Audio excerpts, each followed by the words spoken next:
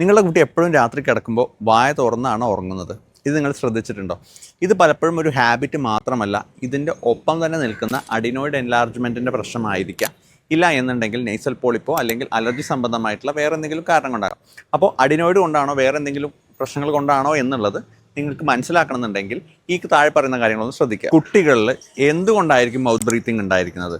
അവരുടെ നോർമലായിട്ടുള്ള അവർക്ക് മൂക്കിലൂടെ ശ്വസിക്കാൻ പറ്റാതെ വരുന്ന സമയത്ത്, അവിടെ എന്തെങ്കിലും ഒരു ബ്ലോക്ക് വരുന്ന സമയത്താണ് അവർ മൗത്ത് ബ്രീത്തിങ്ങിലേക്ക് പോകുന്നത്.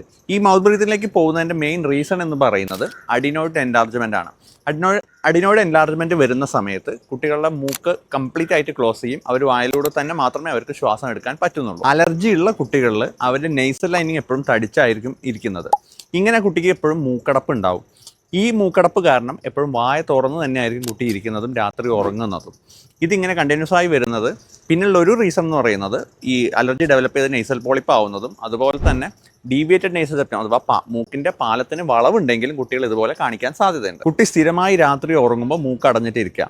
രാത്രി മാത്രമല്ല പകൽ സമയത്തും കുട്ടി വായ തുറന്നാണ് ഇരിക്കുന്നതെന്നുണ്ടെങ്കിൽ അത് ശ്രദ്ധിക്കേണ്ട ഒരു കാര്യമാണ്. ഒപ്പം തന്നെ മൂക്കടപ്പ് എപ്പോഴും ഉണ്ട്. മൂക്കിന്ന് കട്ടിയായിട്ടാണ് കഫം വരുന്നത്.